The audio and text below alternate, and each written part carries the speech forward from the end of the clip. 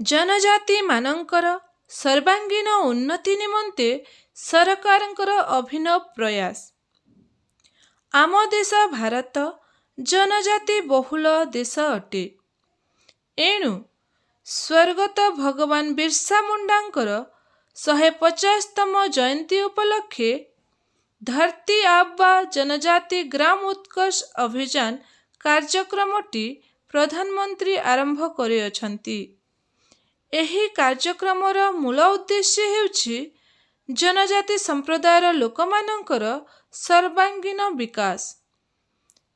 एथिपाई सरकारଙ୍କ तरफरु विभिन्न विभागरु आसुथिबा सरकारी पदाधिकारी माने जनजाति बहुल ग्राम को जाई सेमानंकु विभिन्न प्रकार सरकारଙ୍କ ठारू मिलुथिबा सुविधा सुजोग विषय रे सचेतन कराउछंती एवं बहु हिताधिकारी एहार लाभ मध्य उठाउछंती।